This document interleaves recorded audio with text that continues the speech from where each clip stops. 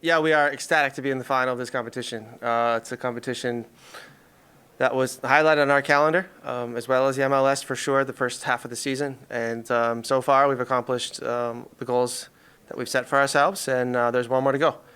And I can share with you, the atmosphere in the locker room right now is obviously a happy one, but also a focused one and a hungry one. This team wants to win a final now, and we will watch with a close and attentive eye tomorrow who our opponent will be, and do our homework and get the group ready. But in the meantime, it's recovering and gathering some points in MLS. We'll go to questions here in house. Go ahead, Cousin. Steve, what have you seen from the group? You mentioned, of course, right now they're happy, they're celebrating, but over the course of the competition, just how locked in they've been, focused on that goal, that initial goal that was to reach the final? I think keeping the group focused from week to week and game to game is important, and they have shown they can turn it around quickly. We don't dwell on successes too much, nor do we dwell on games that didn't go our way. And I think recovering physically but mentally is more important than physically. So that's been really key for this group, and I'm very proud of them for that, as well as all the staff. And I think that's obviously something we'll continue to do. But tonight, our performance in comparison to the other night, I think was in some ways for me, I'd describe it as being a little more professional, better managed. The game was better managed. We had more control of the game, and the ups and downs of the game. And I thought that's something we really wanted to improve on from the other night. And I think I can say a job well done from the guys, and we're able to put the game on our terms and not Phillies like it was the other night. Steve, you guys are 9-1-4 across all competitions this year. Jim was just in here. He called you arguably the greatest team in MLS history already. I'm not expecting you to agree with that, but how do you maintain this level the way you guys have, showing up in every single game and getting a result almost every single time it mattered? Yeah, I appreciate the comments from Jim, but I definitely don't agree. There's still a lot of work to be done to say that, and I think it's a lot of what I just mentioned. It's really focusing on what's next and not being happy with what we did tonight and not be happy with what we did the other night. There's always room for improvement, and from day one of last season, also this season, we made it very clear in the locker room that we're going to need every single player at any possible moment. And when it's your turn on the field, you have to give everything for LAFC and put LAFC in a position to win games. And it's about LAFC, and it's not about individuals, and it's not about a coach or a player or whoever. It's about this organization.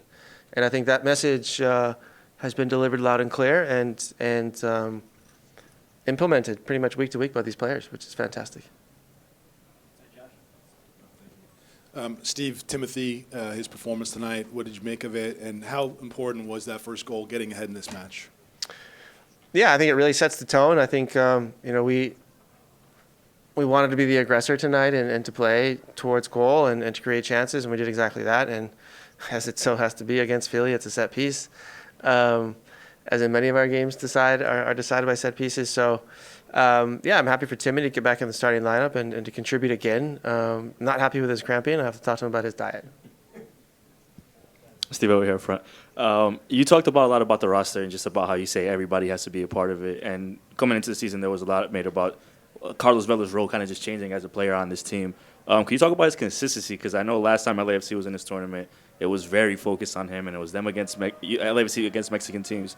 But now it just seems like he's just comfortable doing so many things. Can you talk about that progression and how he's getting to this point to be able to assist and control games the way he does?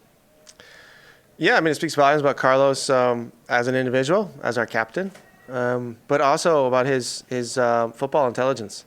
He understands whether he is the one attacking the goal or attacking the space, or he is coming underneath and creating situations for others, holding play up, holding the ball at the right moments, pushing the tempo at the right moments. He's a player you don't really have to coach. Just have to make a few things clear, give him a border, and he does the rest. And it's a joy to having to work with Carlos as well as many other players in this team. But he'll figure it out for sure. He's smart and experienced and physically in a position where he can still be dangerous and help this organization.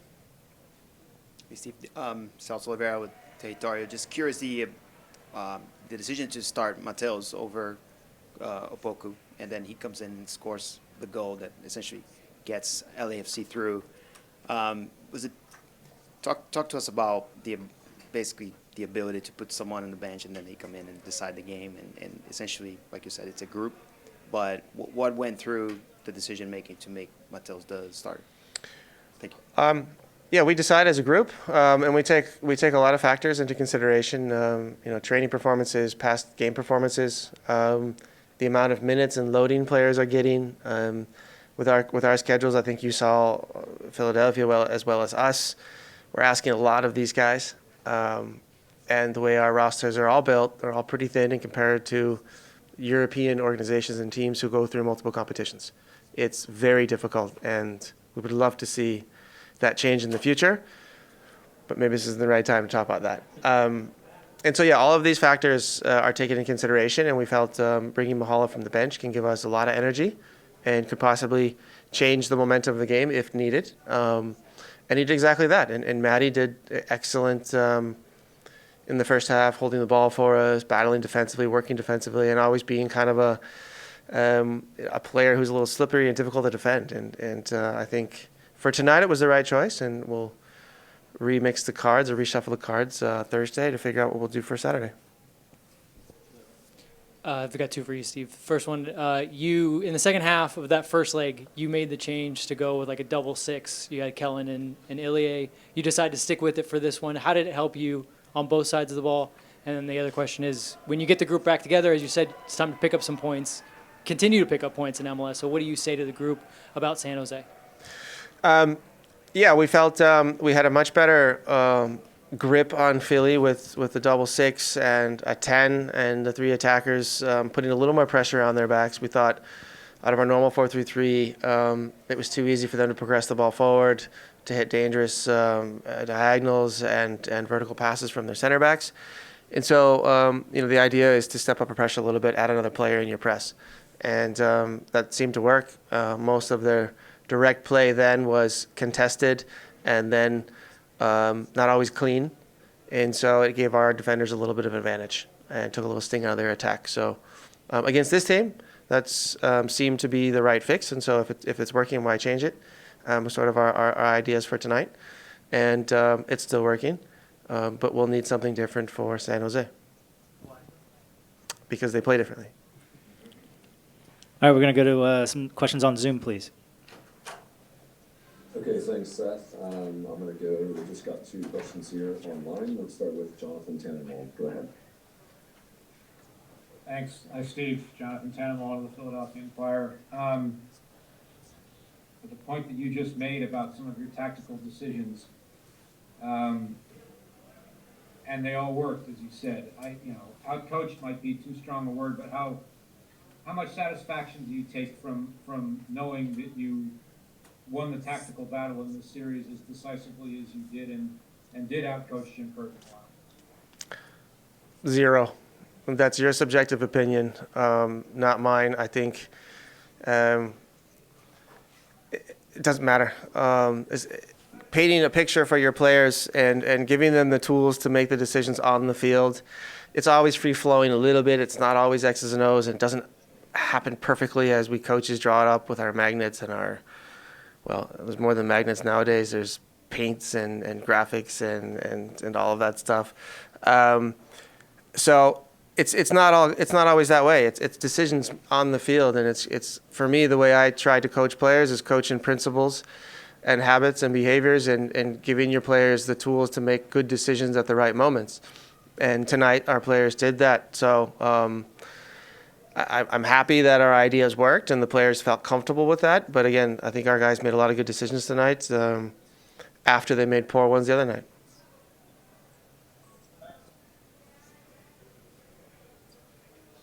Thanks, Jonathan. We'll go to another Jonathan Siegel. Hey Steve, Jonathan here from MLS Soccer.